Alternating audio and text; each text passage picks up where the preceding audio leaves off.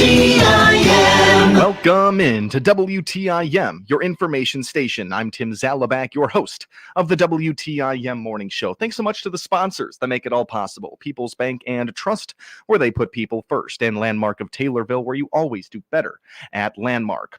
April has us all thinking about spring, a time of renewal and growth. April is also Earth Month, a time to recognize the importance of our environment and our natural resources. Industries across the nation are implementing strategies to positively impact the environment. This includes the United States dairy industry. Dairy farms use best practices and innovations to reduce environmental impacts while providing us with nutritious milk. Here to talk with us today is Kelsey Bentledge, a registered dietitian and nutrition educator with the St. Louis Dairy Council. How are you today, Kelsey? I'm doing great. How are you, Tim? I'm doing super well. Thanks so much for being here with us today. What's the first thing you want to talk about when we're speaking on Midwest dairy farms and the environmental protection of it all?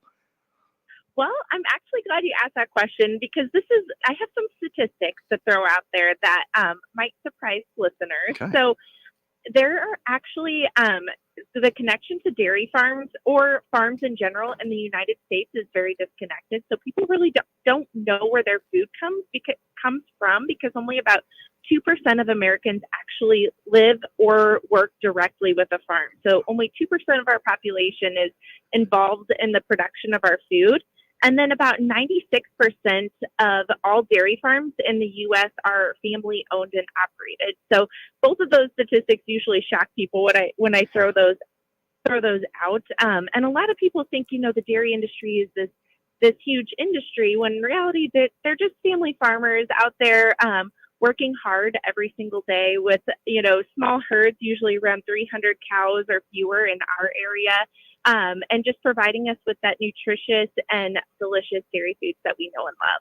Wow. Okay. So right there, you kind of described the disconnect and why it does persist. But 96% of all United States farms are this family farm concept here. And it is a very surprising fact to learn because as a very on the agriculturally minded person, sometimes I drive by and I think that could be big farm out there, not big farm, a big farm. I think it's a big corporation, but really you're telling us it's all families doing it out there. That's very important to know as a consumer. Yes. And, those family farms are typically passed down from generation to generation. And they're looking forward to passing it down to their kids and their grandchildren. So they're really dedicated to taking care of their land and resources and really doing a good job so that they can. Uh-oh. We still have you, Kelsey? Yep. Oh gosh, okay, you cut off there in the very end of your sentence. Glad we still got you on the phone with us. Awesome. Okay. Goodness. All good. Oh, All good. All is well here. All right, we're continuing to talk to Kelsey Bentledge here, registered dietitian and nutrition educator with the St. Louis Dairy Council. Now, what about state regulatory agencies? What are they doing in terms of family farms across Illinois and the United States?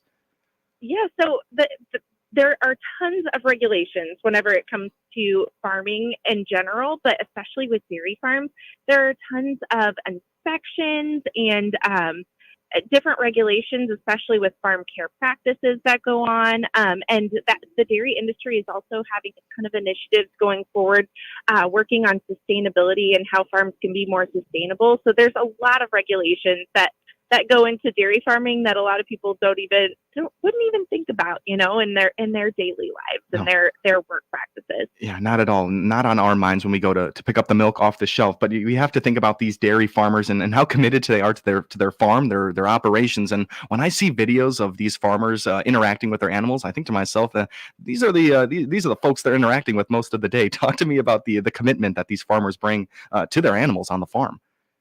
Yeah, well, animal care is their number one job for sure, especially at dairy farms. So if a cow isn't comfortable, she's not going to be able to produce a lot of milk or even any milk at all. So healthy cows are happy cows, and happy cows make more milk. And dairy farmers, they really work hard to keep their herd happy and healthy by providing clean, comfortable housing, lots of fresh access to food and water, medical attention if it's necessary, but it's usually not necessary if they're being taken care of well. And then the dairy farmers also work hand in hand with a lot of other professionals like veterinarians, animal nutritionists, and environmental people as well to make sure that they're doing a really good job from a sustainability standpoint and also taking care of their herd as best as they can to their ability. Wow, learning that healthy and happy cows actually produce more milk, it kind of makes it all a little bit more clear. I am all over the it's the hoof, it's kind of like a hoof protection there for farmers there. I see all these videos of farmers fixing the hooves of their cows when they're dealing with some pain. They get them set up in like a strut type thing. I think it's hilarious. Have you seen those scraping videos? That's actually a regular part of dairy Oh my farming. So it's gosh. not even if they're in pain. They have people come through. They're called farriers regularly to give their cows pedicures. Hmm. So the cows, they might be pampered more than me. I don't think I Wow. get to have a regular pedicure. Pedicure, but yes, that's a part of cow comfort and care to make sure that their hooves are nice and trimmed so that they're comfortable when they're walking around. Yeah, that makes a lot of sense, and you're very, very pampered, as you said over there. I love seeing those videos, and wow, makes it even more clear there. I love it. But let's talk a little bit about upcycling food waste. And dairy cows are good at this, and explain this to us. I don't know what that means. Yes. So, upcycler is just a fancy word meaning that cows take food that we can't eat Hmm, and turn it into foods that we can eat. sweet. So, things that are considered food waste for us, like almond hulls or distiller grains, when they make beer, or citrus pulp after they make your orange juice, there's leftover pulp. Cotton seeds, we use the cotton, but we don't use the seeds. And all of these are foods that are very nutritious for cows because they actually have special stomachs to digest them with, and then they turn it into dairy foods, which have the 13 essential nutrients in the milk that we need in our diet. So it's just kind of a neat thing that 80% of a cow's diet cannot even be consumed by humans, and then they turn it into something that we can consume. So that's what I mean by upcycling. It's just kind of fascinating. Totally fascinating right there, and yeah, another reason to pamper the cows, make sure they're happy and healthy all the time. It's very important things to remember here. Now let's talk a little bit about the watering process on family farms and farms across the United States. When I think of agriculture now that I'm learning a lot more, there's a lot of watering to be done out there. And when we're thinking about reducing, Yeah. reusing, recycling, it feels like a hard thing for farmers to be focused on when they're just trying to get a good crop and get their animals hydrated. So talk to us a little bit about that. Absolutely. Water is a very valuable resource, and dairy farmers are very conscious of that. So there's lots of ways on their farm that they actually reuse and recycle water. So one way is that one thing I always tell people is that water on a dairy farm can be used up to 5 or 6 times in different ways. Wow. So one water is actually used for keeping the milk tanks cool. So they're like really large refrigerators that store all the milk. Water is used to cool down that milk. That's one way that it's used. And then it's already cool, so they use it for the drinking water for the cows, so that they're getting fresh, cold water to drink. So that's the second way that they use it. They also use it to wash away waste in the cow barns where the cows are staying, because cows aren't potty trained, so it helps to wash away that waste.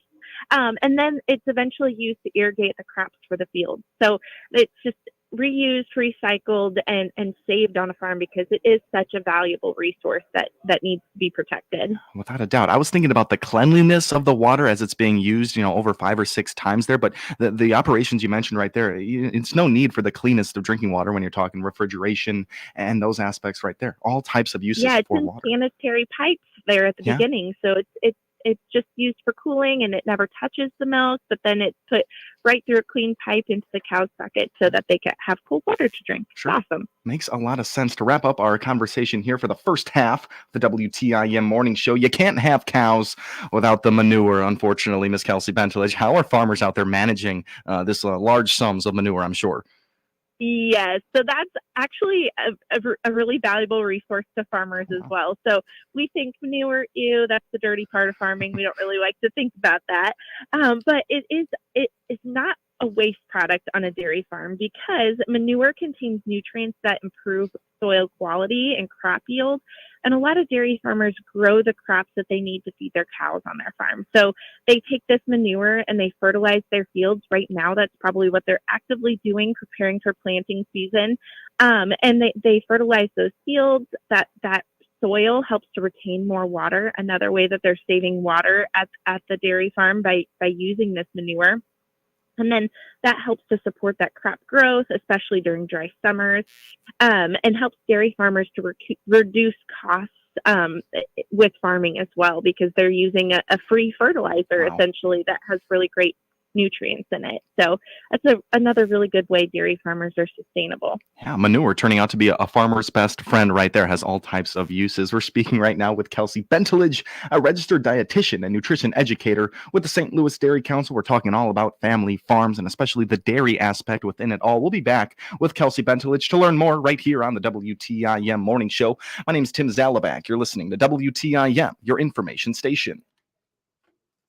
Your information station, WTIM. Do you need volunteer service hours for graduation? Do you have an itch for spring cleaning? Do you want to make a difference in the life of a child as a mentor? This is Shala Snagel, Executive Director at Kimmer Village. Kimmer Village offers volunteer opportunities for a day, a weekend, or even longer term. Contact Jan Trauber, our volunteer and project coordinator, at 217-226-4451.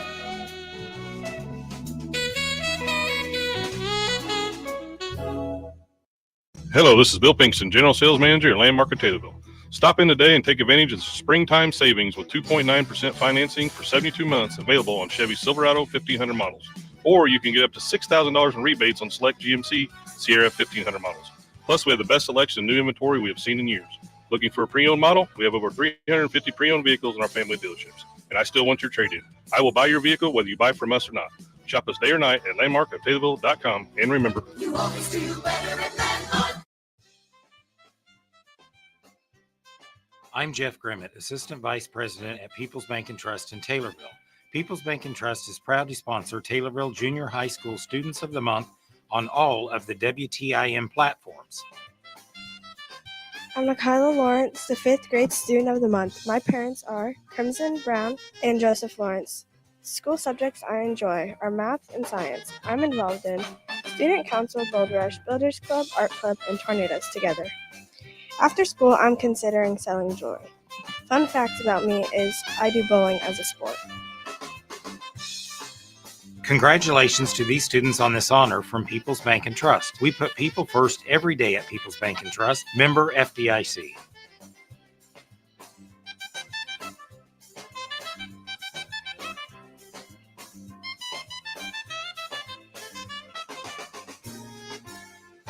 It's time to purchase or renew your 2-year golf membership at one of the area's most popular courses, Lakeshore Golf Course, just south of Taylorville. Manager Jason Boldig here, reminding you that this 2-year membership includes unlimited greens fees to all 4 of our courses for 2 years. The courses include Lakeshore Golf Course, the Oaks Golf Course, Meadowview Golf Course, and Timberlake Golf Course. The best part is the price, just $278 for 2 years and much more. Get to Lakeshore Golf Course south of Taylorville now to renew or purchase your 2-year golf membership and get in the swing. This is Dr. Bill Byers of Byers Chiropractic, serving the Central Illinois area for 39 years. 2 doctors, 5.5 days a week, multiple techniques to get you pain-free and living your life. Find out more by clicking my banner icon at TaylorvilleDailyNews.com. We are ready to help you. Find out about available units at Taylorville's Valley View Mobile Home Park, 913 North Taylorville Boulevard, by clicking the Valley View Mobile Home Park icon on the obits page of TaylorvilleDailyNews.com. Your information station, WTIM. Welcome back to WTIM, your information station. My name is Tim Zalabak, your host of the WTIM Morning Show. Thanks to the sponsors that make it possible, People's Bank and Trust, where they put people first, and Landmark of Taylorville, where you always do better at Landmark. We're speaking to Kelsey Benteledge, a registered dietitian and nutrition educator with the St. Louis Dairy Council. It's been a great conversation today, getting really informed about family farms across the United States. 96% of all U.S. farms and dairy farms are family farms. It's kind of an unbelievable statistic there. But now we're going to learn more about ways that farmers protect their land, protect their animals. And now we're going to learn about the waterways that usually surround these properties. Kelsey, talk to us a little bit about protecting those waterways through all of the processes that are involved here. Yes. Yeah. Dairy farmers really spend a lot of time protecting their resources, water, one of them, land, and another one, and then also their cows is another really big resource that they have on their farm. So protecting their waterways is a really important part of growing crops at their farm. So they spend time doing precision farming. That's a tongue twister. And putting in cover crops and buffer strips to help protect the waterways by making sure that there's not a lot of soil runoff and nutrient runoff on the farmland. That precision farming is basically just the science of improving crop yields by using new technology that comes out. I always like to tell people, you think a farmer is out there with the bib overalls and the straw hat, and that's typically what the American thinks of with the farmer. But farmers are super intelligent people, and they have a lot of knowledge about science, and they work really hard to work with new technology and new science and nutrients, and just to keep getting better and doing a better job with their farms and taking care of their resources. That is such an important aspect to note there, because farmers are the stereotypical view of a farmer, all there with the ain'ts and non-proper grammar, whatever you think of. No, and I speak to an FFA student from a high school. They are speaking in scientific terms, and they're thinking in a very futuristic frame of mind. It's always really interesting to hear from farmers. They have to be in order for their operations to go off successfully there. So yes, it's very important to note that. Anything else with farmers protecting their waterways? They that's just a really big part of their job, working on those buffer strips and protected zones, and they're also regulated with that as well. So they're regulated on the milk side of dairy farming. They're also regulated with local government agencies that regularly inspect and test the water at the dairy farm. So they're heavily regulated. So they really work hard to do a good job at what they're doing. Sure. Yeah. And then they need to do that to protect all of their investments there. We spoke on manure a little bit ago, Kelsey, but manure is back in the conversation here because you're saying it's being converted into renewable energy. How does this work? Yes. So this is actually a brand new thing that's coming out in the dairy industry. Okay. So we're back to the manure talk, the dirty side sure. of dairy farming. But it's actually, manure is such a valuable resource. And they actually are creating these new methane digesters. And basically what they do is they heat the manure, and then the bacteria involved breaks down the manure and creates gas or methane, and that methane is being converted into energy or electricity. Wow. So it's a really amazing way to keep utilizing these resources that are typically just considered waste, right? Manure is waste, but we're using it as fertilizer, and now we're using it to create electricity and finding new and innovative ways to be sustainable. It's really amazing to see. Unbelievable. Using all parts of the manure right there. I mean, if we can even say that term, but that is an unbelievable another use of manure there. Kelsey, we're in our last 2 minutes here. I want to be able to work in our recipe of the month here. Bring us through this one. Yes, the most important part, the dairy foods that we're consuming that are healthy for our diet. So this month we have a frittata recipe, which is an egg and dairy-based dish. It's very similar to a quiche, except that it uses a few more eggs and does not have a crust. So this frittata recipe, it comes together very quick. It's also, we have the recipe listed of what vegetables and things to put in it, but it's a really flexible recipe where you could just use leftover vegetables from dinner the night before, or just whatever you have in your refrigerator. It's a really versatile recipe that you can just swap in and out. So it's delicious. I have used it myself, and my 1-year-old has been eating on our frittata as well. So head to our website, that is at stldairycouncil.org, to see that recipe. Amazing. And you can find all of that information and the recipe, all the things we talked about today on that website. Any other places you want people to go for information, Kelsey? Yeah, head to our Facebook or our Instagram. We always have lots of good information there. And we always post the recipes there as well. I think the frittata recipe is already up, and we have lots of other recipes listed on our website as well, at stldairycouncil.org. And then the Facebook and Instagram handle is at STL Dairy Council. Perfect. Kelsey, thank you so much for being here with us today. Thanks for having me. Absolutely. That was Kelsey Benteledge, a registered dietitian and nutrition educator with the St. Louis Dairy Council. Very informative today. My name's Tim Zalabak, your host of the WTIM Morning Show. Thank you all for listening. Your information station, WTIM.